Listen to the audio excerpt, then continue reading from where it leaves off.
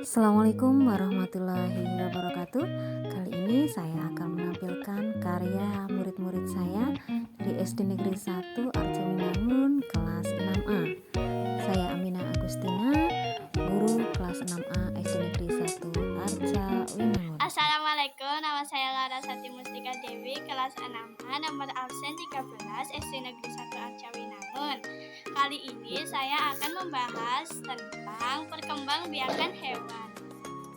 Perkembangbiakan hewan ada dua, yaitu perkembangbiakan vegetatif dan perkembangbiakan generatif. Perkembangbiakan vegetatif adalah perkembangbiakan melalui bagian hewan itu sendiri sehingga tidak membutuhkan sel kelamin jantan maupun betina. Cara perkembangbiakan vegetatif adalah membelah diri, pertunasan, fragmentasi. Dan perkembangbiakan generatif adalah perkembangbiakan melalui perubahan ketika sel kelamin jantan dan sel kelamin betina berbaur menjadi satu. Cara perkembangbiakan generatif adalah bertelur atau ovipar, melahirkan atau vivipar, bertelur dan melahirkan atau ovovivipar.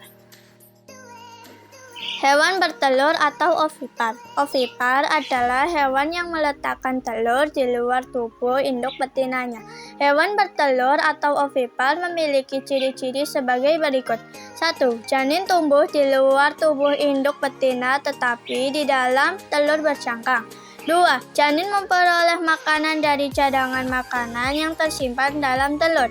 3. Janin tumbuh relatif cepat. 4. Bentuk tubuh anak umumnya sama dengan bentuk tubuh induknya. 5. Tidak mempunyai daun telinga. 6. Tidak mempunyai kelenjar susu. 7. Tidak menyusui anaknya. Contoh hewan bertelur atau ovipar antara lain ada ular kobra, penyu, kupu-kupu, angsa, merpati, komodo, dan ayam. Melahirkan atau vivipar. Vivipar adalah hewan yang melahirkan anaknya. Ciri-ciri hewan vivipar atau hewan yang melahirkan anaknya adalah 1. Janin tumbuh di dalam rahim induk betina atau masa kehamilan. 2. Janin memperoleh makanan dari induknya dengan perantaran tali pusat atau plasenta. 3. Pertumbuhan janin relatif lambat. 4. Bentuk tubuh anak yang lahir sama dengan bentuk tubuh induk. 5. Mempunyai daun telinga. 6. Induk betina menyusui anaknya. Hewan menyusui anaknya disebut mamalia.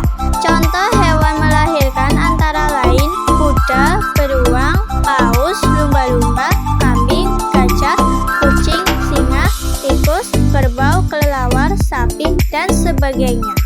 Ini adalah contoh kelompok hewan vivipar. Ovovivipar atau bertelur melahirkan. Ciri-ciri ovovivipar adalah embrio tumbuh menjadi janin. Janin dilahirkan dari induk betina. Perbedaan hewan ovovivipar dengan vivipar adalah sumber makanan embrio. Pada hewan ovovivipar, cadangan makanan berasal dari telur, sedangkan pada hewan vivipar, makanan berasal dari induk betina. Contoh hewan ovovivipar adalah ular buah, kadal, cucut pasir. Berikut contoh hewan ovovivipar. Berikut perkembangbiakan secara vegetatif. Perkembangbiakan secara vegetatif tidak melalui peristiwa perkawinan. Biasanya terjadi pada hewan tingkat rendah yang tidak memiliki tubuh dengan struktur yang tidak sempurna. Ada 3 cara untuk berkembangbiak secara vegetatif, yaitu tunas, fragmentasi, membelah diri. Berikut contoh perkembangbiakan dengan tunas.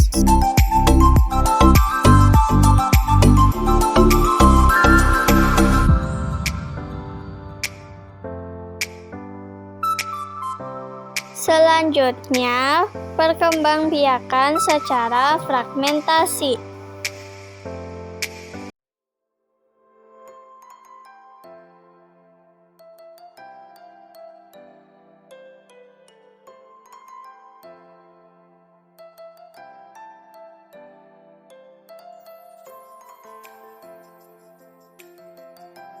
Dan yang terakhir, perkembangbiakan dengan membelah diri.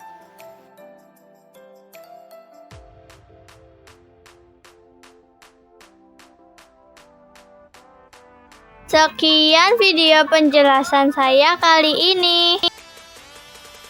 Wassalamualaikum warahmatullahi wabarakatuh. Assalamualaikum warahmatullahi wabarakatuh. Nama saya Nines Vindra November Rain, SD Negeri 1 Arcawinangun, kelas 6. Hari ini saya akan menjelaskan pengertian tentang perkembangbiakan hewan secara ovipar atau bertelur, vivipar atau melahirkan, ovovivipar atau bertelur dan melahirkan. Perkembangbiakan hewan secara generatif dibagi menjadi 3. Yang pertama ovipar, artinya bertelur. Yang kedua vivipar, artinya melahirkan. Yang ketiga ovovivipar, artinya bertelur sekaligus melahirkan. Contoh ovipar atau bertelur, contohnya katak, ikan mas, merpati, elang, kupu-kupu, kadal, ular, dan penyu. Ovipar tidak mengandung dan tidak menyusui. Vivipar atau melahirkan, contohnya kucing, gajah, kambing, harimau, paus, dan lumba-lumba.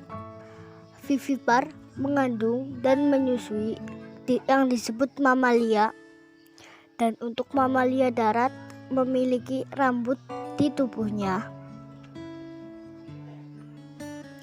Ovovivipar artinya bertelur dan melahirkan, contohnya ikan pari, ikan paus, kuda laut, iguana, salamander, platypus, ikan gupi, sebagian jenis ular, ular gua, ular kadut, anaconda, piton, dan sebagian jenis kadal. Inilah contoh-contohnya ada di bawah. Assalamualaikum warahmatullahi wabarakatuh. Nama saya Nabila Yusri Maeswari, kelas 6A, nomor absen 17, SD Negeri 1 Arcawinangun. Sekarang saya akan menjelaskan tentang perkembangbiakan hewan secara kawin atau generatif.